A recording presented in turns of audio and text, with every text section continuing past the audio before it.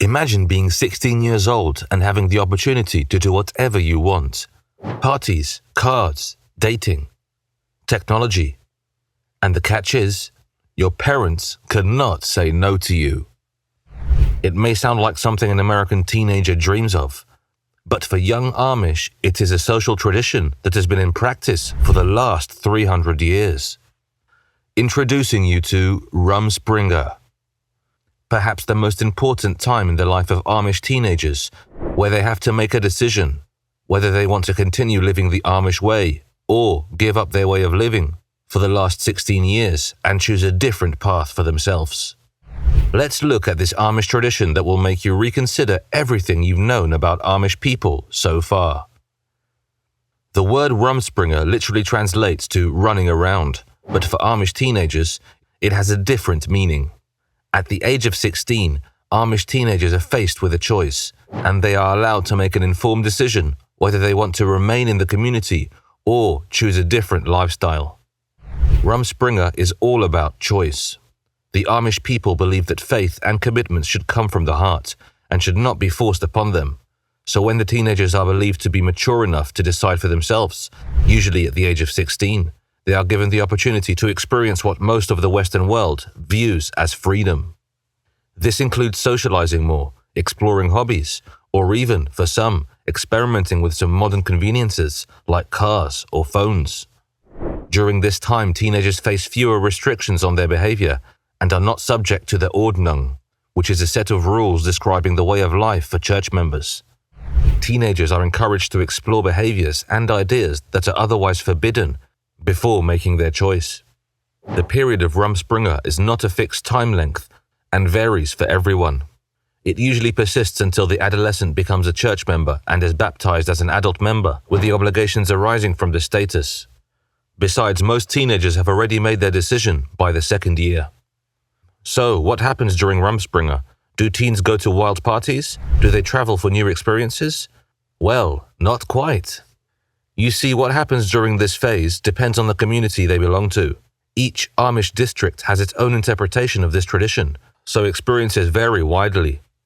While it certainly sounds like teenagers have a free pass to what they want in their lives, in reality, the aim of this practice is to get to know more about the community. Socializing plays a huge role during this period. But what does that look like in practice? Sports, volleyball in particular, is a huge part of the community. It is the most popular sport.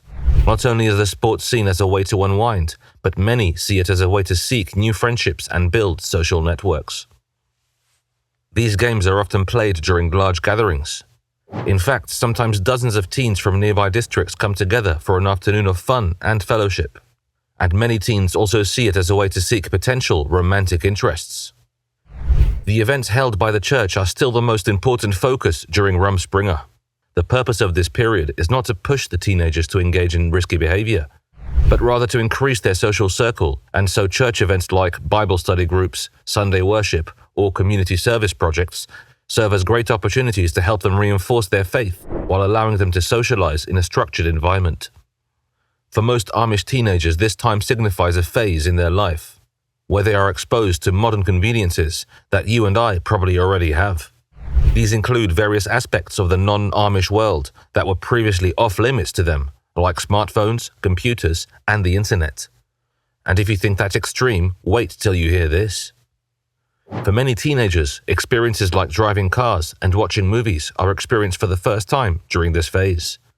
Most teenagers also start dressing in trendier clothes, like the signature American blue jeans, and may explore Hollywood and celebrity culture. Rumspringa is also a great opportunity for Amish teenagers to interact and socialize with non-Amish people. This helps them build connections outside their otherwise tightly knit community, and to gain different perspectives. Most of these social interactions take place at sports events, parties, or a good old hangout at the mall. Through these interactions, Amish teenagers can learn about the values, beliefs, and customs of people outside their community, which may influence their decision-making process when considering leaving or staying in the community. Traditionally, Amish kids only complete their education till 8th grade. While this isn't true for everyone, this is how it is for most Amish communities. Most Amish communities operate their own parochial schools, where young Amish women, who have had a few years of education, teach children, and not surprisingly, their education only compromises the fundamentals. Rumspringa offers a chance for Amish teenagers to seek education or careers that might not be easily found within their culture. They can go to schools, they can take courses or can even get internships in order to get the needed knowledge and expertise to thrive in the world outside their community.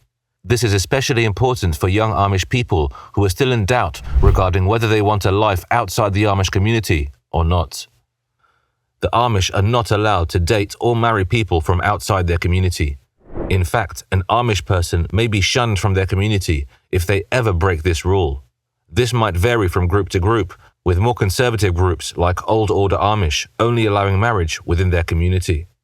Some less conservative groups will allow courting and marriage outside of their community, so long as the person is within a similar denomination as them. That means Amish people only ever marry other Amish people and don't date non-Amish. Also, a very common misconception about the Amish is that Amish marriages are arranged. But the truth is that Amish consider marriage to be a highly private matter. In fact, the couple might even wait a few months before disclosing their courtship. Many Amish couples meet at church and Sunday night singing events. Although men and women are separated during church services, they can meet each other during the lunches or walks that follow. But for many, the period of Rumspringa is the time when serious Amish courtships begin. Courtship is intentional and centers around the finding of a future spouse, not casual dating. Many times, this starts with group activities where teens can get to know each other in a respectful and safe environment. If there is mutual interest, couples may spend more time together during church functions or community events. The Amish teenagers dress in a way that reflects the values of their community. Teenage boys wear trousers from sturdy material, like tri-blend denim, at times in lighter shades than worn by their fathers, paired with shirts of poly-cotton blend for ease of care. Suspenders replace belts, and young men, as with their elders, avoid zippers and moustaches. Their hairstyles are block cut, and during summer, straw hats are common. Girls generally wear modest, solid-color dresses that have long sleeves and full skirts, often in polyester or lightweight broadcloth. Accessories such as jewelry or patterns are taboo. The hair for girls is often braided or put up in a bun and covered with a white cap. The Rumspringa period for many teenagers is a time when many start experimenting with their clothing and styles. During Rumspringa, a few teens may trade their traditional outfit for jeans, t-shirts, or even sneakers. Many documentaries and reports have portrayed Rumspringa as some kind of wild, rebellious phase when Amish teens go all out into modern life. In reality, many of these reports exaggerate or sensationalize what actually happens. What Rumspringa looks like can vary depending on the community, and many of the more extreme behaviors you might hear about are not typical. So, let's look at some common misconceptions and things that don't happen. One of the biggest misconceptions about Rumspringa is that it's a time of wild partying and reckless behavior. I mean, sure, just like teenagers everywhere, some Amish teenagers also attend parties or try a drink or two. But it's not these experiences that define this phase of life. Most teens continue to live under their parents' roof, and this is the period mainly meant for an individual to gain insight into the world and make an informed decision about the path they want to choose. It's important to remember that each individual's experience will differ, and it's not fair to generalize based on a few extreme examples, and while the extreme example may sound more fascinating, it's not true for everyone. Another myth is that the Amish teens have complete freedom during Rumspringa, and they can do anything and not be subject to retribution. While it's true that they are subjected to more leniency concerning worldly exposure, that does not totally absolve them of the core value expectations of their faith and culture. In addition, the choices made during Rumspringa could have a huge impact on the course of their lives and future relationships within their community. So this time is not a free pass, but more so a time to focus on self-growth and actualization. While this is an opportunity for teens to explore a world outside their community, the truth is only a small percentage of teenagers decide to leave the Amish way of living.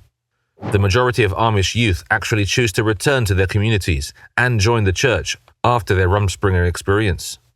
The most significant moment of Rumspringa is the one that comes after. It's a time in the life of an Amish teenager when they make a choice, a decision about returning to his or her community, getting baptized into the faith of the Amish, or selecting another path and leaving everyone behind. For many, this decision isn't taken lightly. The Amish community places a high value on commitment, faith, and belonging, and the decision has a serious impact on their lives. More often than not, after Rumspringa, most teens decide to stay. It is estimated that about 80 to 90% of teenagers decide to remain as a part of the Amish community. For those who chose to remain, the decision means embracing the strict rules of Amish life. No more modern conveniences, no driving cars, no electricity in the home, and maintaining a simple, humble lifestyle. It is not just religion. It's about rejoining a tight-knit community where family and tradition come first. To officiate the decision, they will undergo baptism, a significant religious ceremony that represents their voluntary commitment to the Amish way of life. On the other hand, some teenagers opt to leave the faith and live a life outside of the Amish community. This is usually not an easy decision, since leaving would mean leaving behind family, friends, and everything they have been used to their whole life. Those who leave the Amish usually have a hard time finding a place in this world because everything around them is so different from how they were raised. From the use of technology to finding a job is harder for them. This undoubtedly is a very difficult choice, as it means severing ties with their families and friends and going into a world they have never known, with different norms and expectations. But to those who choose to do so, it is the beginning of new possibilities and finding their place in this world. So, what do you think? Does Rumspringa give Amish teenagers a better chance of understanding themselves and their future compared to the rest of us?